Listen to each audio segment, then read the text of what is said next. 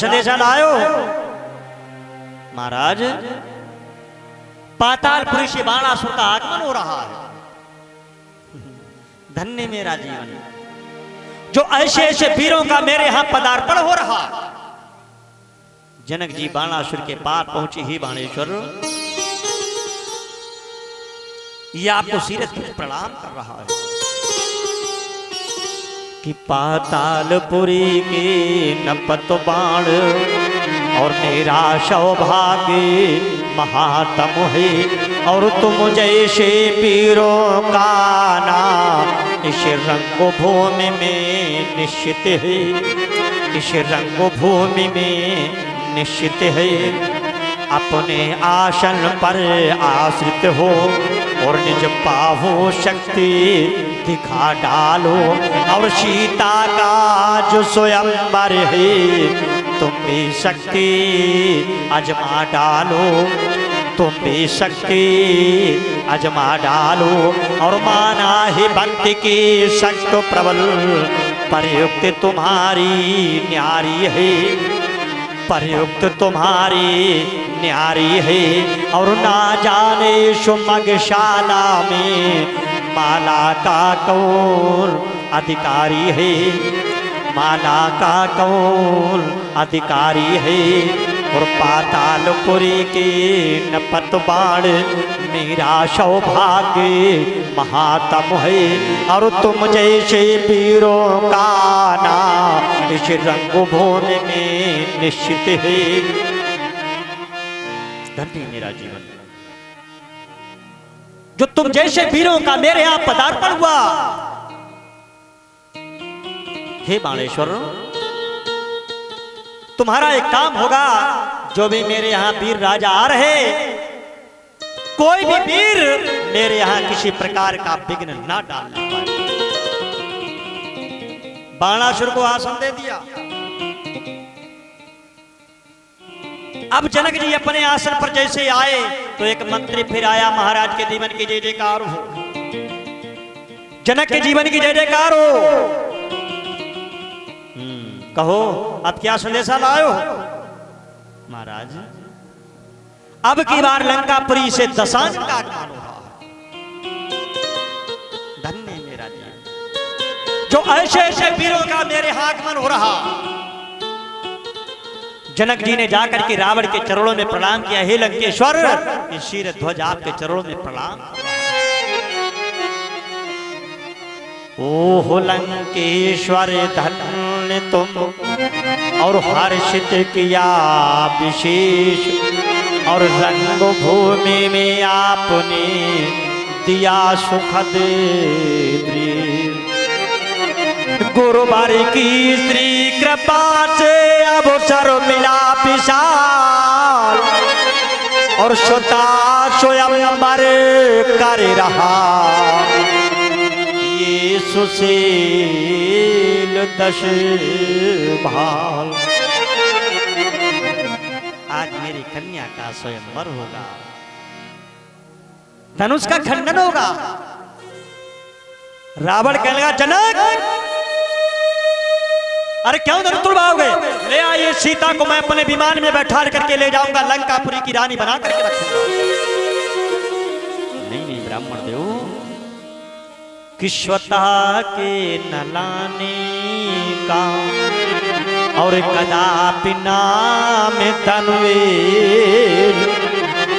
और पहले प्रतिज्ञा नाथ मेरी सुन लीजिएगा। मेरी प्रतिज्ञा है। क्या प्रतिज्ञा है? कहा महाराज सुनो कि गुरुवार का पिना को और रखा है समाज मध्य और इसको उठा करके परिचय को दीजिएगा। जो वीर इस धनुष को उठा करके तोड़ेगा उसी के साथ मेरी कन्या सीता माला पहनेगी। क्या भैया रावण धनुष तोड़ने गया है? क्यों परीक्षित जी रावण धनुष तोड़ने गया था?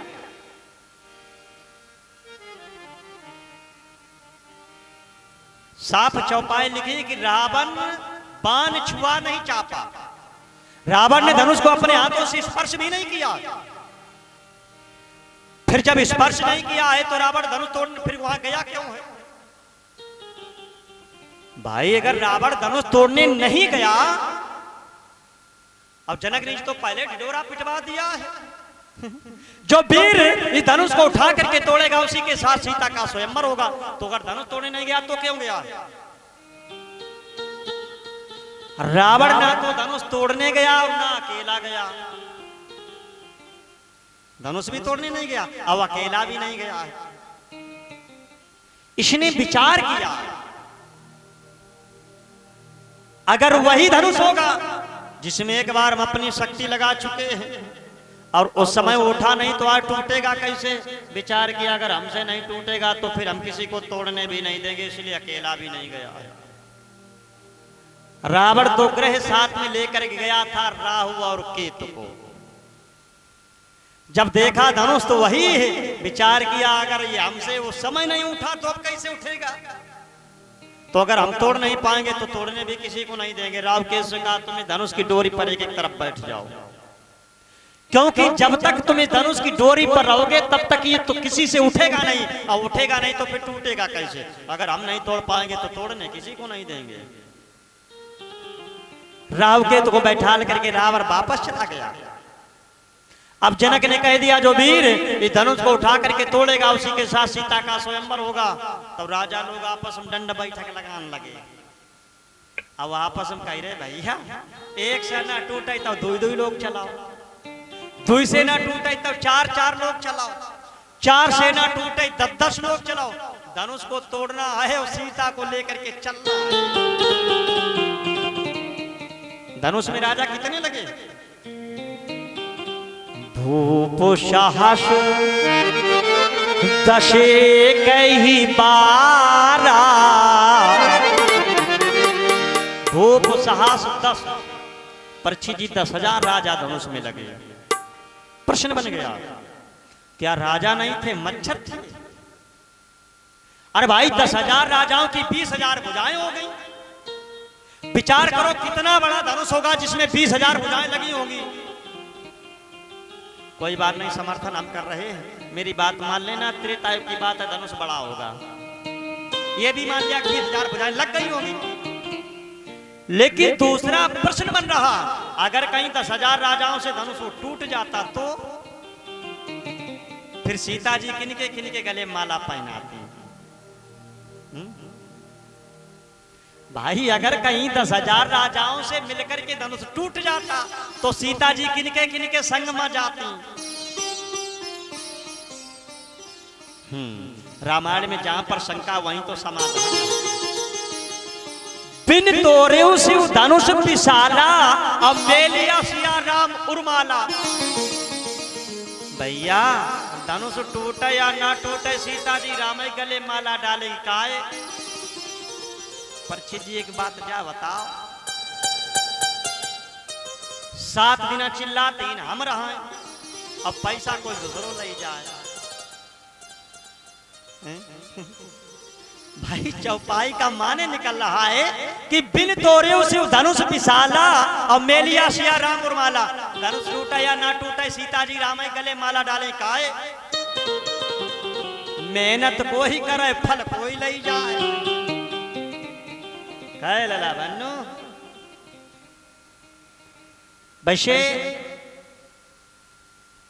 रामायण पर एक चौपाई आई है, जौलक करहूं अगिनमा बासा और तौलक करहूं निशाचर नासा। जौलक शब्द एक अनेक अर्थ था। जो त्रेता में सीता थी यही पहले वेदवती थी। ये वेदवती यज्ञ कुंड के पास बैठी यज्ञ कर रही थी परमात्मा राम के लिए। तो वेदवती का रावण ने हरण करना चाहा। उसी समय वेदवती ने अपना शरीर वहीं पर अग्नि में समाहित कर दिया। इसीलिए चौपाई आई है कि जो लग करहु अग्निमा बासा। जो लग जिसके कारण तुमने अपना शरीर अग्नि में समाहित किया, उन्हीं पापियों का यहाँ पर नाश करने के लिए मैं आ गया हूँ। तब उनका तो वादा हो चुका है पहले, फिर चाहे टूटे या ना टूटे। या आप अपनी अगर पहले चौपाई पर ध्यान दें, कम करो बात थोड़ी, पहली अगर चौपाई पर आप ध्यान दें तो भूप साहस 10 एक ही 12 माने होता है दिन, एक दिन में 10,000 राजा लगे थे, एक साथ में नहीं लगे। परीक्षित जी 10,000 राजाओं से धनुष नहीं उठा। जब 10,000 राजा हार करके बैठ गए तब महाराज जनक जी अकुलाए, राजाओं अब चले जाओ यहां से, मैं किसी का मुख देखना नहीं चाहता हूं, क्योंकि मैंने ऐसा संकल्प किया मैं अपनी जवान कन्या को लेकर के कहां जाऊंगा। परीक्षित जी विचार करो, एक पिता ने ऐसा संकल्प किया हो और उस पिता के सामने ऐसा समय आ गया हो, उस पिता के हृदय पर हाथ रख करके देखो पिता से क्या गुजरती होगी। जिस पिता ने अपनी कन्या के मंडप के नीचे बैठ करके हाथ पीले किए होंगे, उस मेरे माता पिता को वक्त और समय अवश्य याद आएगा। महाराज जनक जी बैठ करके बुलाने लगे, राजाओं मैंने ऐसा संकल्प किया मैं अपनी जवान कन्या को लेकर के कहां जाऊंगा। पृथ्वी तुम फाड़ जाओ, मैं अंदर चला जाऊं, मैंने ऐसा संकल्प किया मैं कहां जाऊंगा। ओ दीप दीप के राजा गड़े, हम कहीं किसे बलशाली हैं, हमको तो ये विश्वास हुआ पृथ्वी वीरों से खाली है। आशरा छोड़ प्रस्थान करूं, वह हुआ जो सोचा दाता ने। सीता सुकुमारी का विवाह लिखाई नहीं विधाता ने। राजाओं अब चले जाओ, मैंने ऐसा संकल्प किया मैं अपनी जवान कन्या को लेकर के कहां जाऊंगा। पृथ्वी तुम फाट जाओ, मैं अंदर चला जाऊं, मैं अपनी जवान कन्या को लेकर के किसे कैसे अपना मुख दिखाऊंगा। सीता को जनक जी ने हृदय से लगाया, पुत्री शायद ब्रह्मा जी ने तुम्हारी रेखा में सिंदूर डाला नहीं। पृथ्वी के कोरे कागज पर और तस्वीर अधूरी खिंचनी थी, और पुत्री तेरा कुछ दोष नहीं, इन आंखों से लखना होगा। मैंने अवश्य कोई ऐसा पूर्व समय में पाप का कार्य किया होगा कि पृथ्वी के कोरे कागज पर तस्वीर अधूरी खिंचनी थी, और बेटी तेरे सिंदूर बिंद की रेखे अधूरी खिंचनी थी। शायद मैंने गत जन्मों में और अधबने तीर तोड़े होंगे, और चातक के स्वर सुनने वाले बादल वापस मोड़े होंगे, और हिरणों के द्रगे फोड़े होंगे, या किसी गरीब विधवा के फिर भरे कलश तोड़े होंगे और कोई तो पाप किया होगा जो आज मुझे भरना होगा। और पुत्री तेरा कुछ दोष नहीं, इन आंखों से लखना होगा, इन आंखों से लखना होगा। पृथ्वी तुम फाट जाओ, मैं अंदर चला जाऊं, मैं संसार में किसको अपना कैसे मुख दिखाऊंगा। शायद ब्रह्मा जी ने तुम्हारी रेखा में सिंदूर डाला नहीं है। जनक जी सीता को हृदय से लगा करके बैठ करके रो रहे। सीता प्राणों से प्यारी दुलारी हो रही आज तेरी ख्वारी। सीता प्राणों से प्यारी दुलारी हो रही आज तेरी ख्वारी। अब किसे हम कहें छत्रधारी, वीरता है शवने पिशारी। सीता प्राणों से प्यारी दुलारी हो रही आज तेरी ख्वारी। जिसके दरबारे से बारात वापस चली जाए,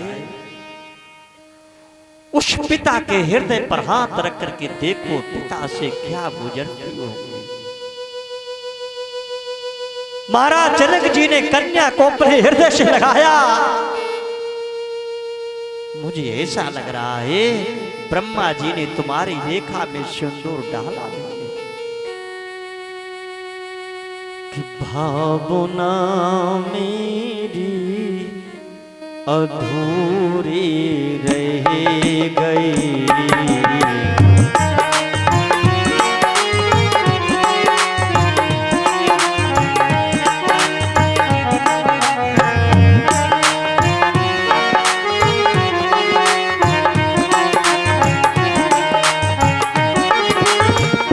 जानकी कुंवारी ही मेरी रह गई, भावना मेरी अधूरी रह गई।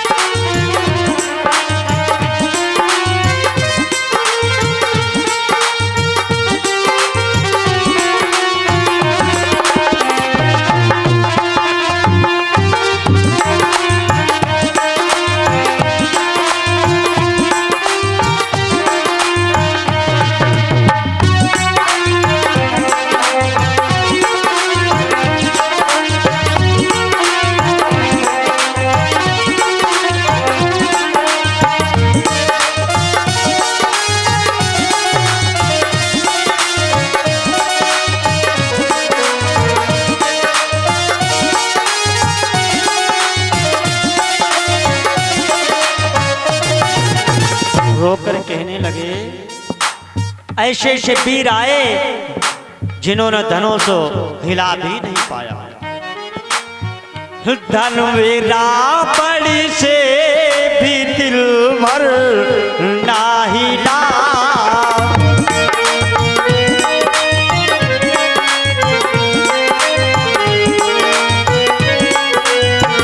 धनुवीरा बड़ी से भी दिल भर ना हिला। आबरू मेरी गई। आबरू मिट्टी में मेरी मिल गई। जाने की कुंवारी ही मेरे रह गए। भावना मेरी अधूरी रह गई।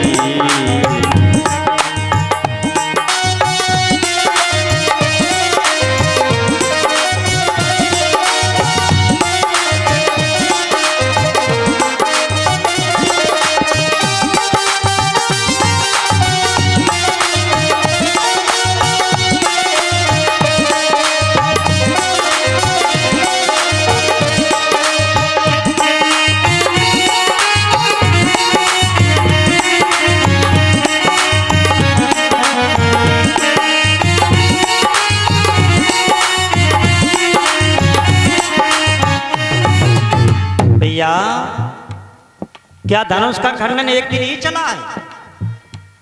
धनुष का खंडन एक दिन नहीं चला है। फिर क्या धनुष का खंडन 1 महीने चला?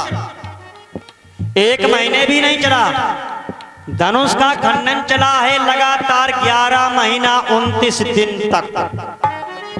लेकिन धनुष टर ही ना टारा। रोकर कहने लगे शप्रिद्वादश मास तक मैंने किया।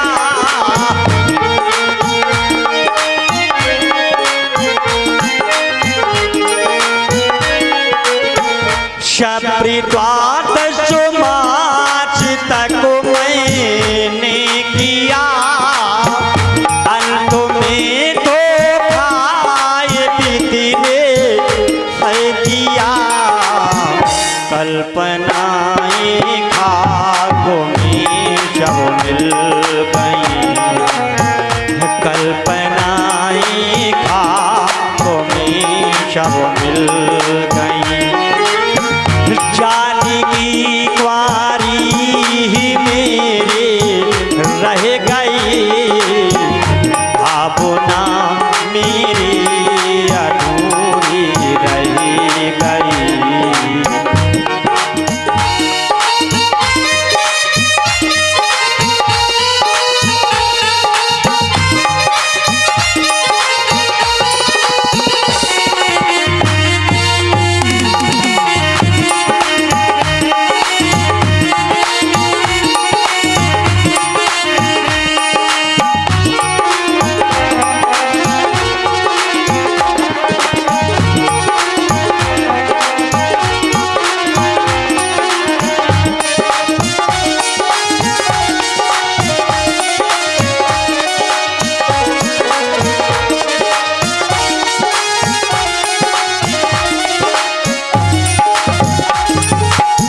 महाराज जनक जी रो कर कहने राजाओं, अब मैंने जान लिया इस पृथ्वी पर कोई वीर ही नहीं रहा।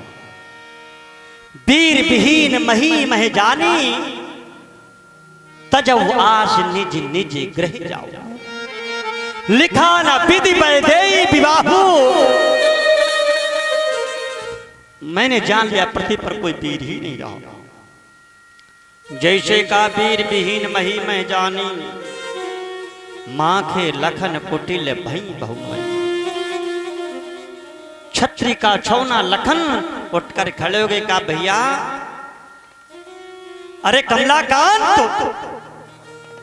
जनक ने कहा चैपन, और आप बैठे हो मौन।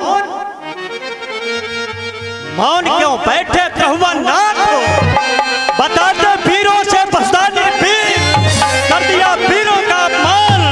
मौन क्यों बैठे त्रिभुवन नाथ? अरे सच्चे छत्री सच्चे योद्धा अपमान नहीं कर सकते हैं। जिनको सुनने का चाव नहीं वो चुप कैसे रह सकते हैं। रघुवीर राम जी के होते रामचंद्र पानी कह डालिए, शब्द हृदय में चुपते पृथ्वी वीरों से खाली। अरे हिमान त्याग कर कहता हूँ, आदेश तुम्हारे को मैं धर्म क्या क्या बात कहूँ। थल को टल कर दो, टल को थल कर दो। ले सितारों को स्वर्ग की तरफ ले डालो, पृथ्वी और पहाड़ों को। मौन क्यों बैठे त्रिभुवन नाथ? बताते वीरों से बसदा निर्वीर, कर दिया वीरों का अपमान। मौन क्यों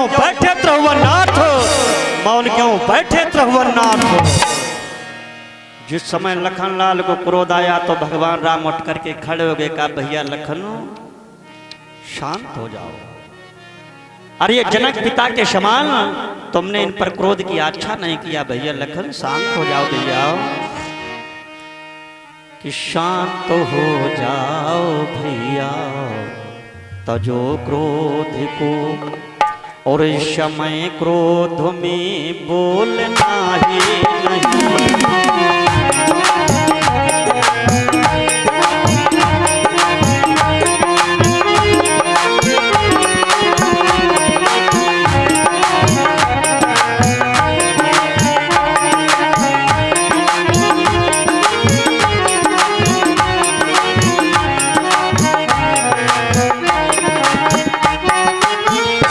शांत हो जाओ भैया, तजो क्रोध को, इस समय क्रोध में बोलना ही नहीं।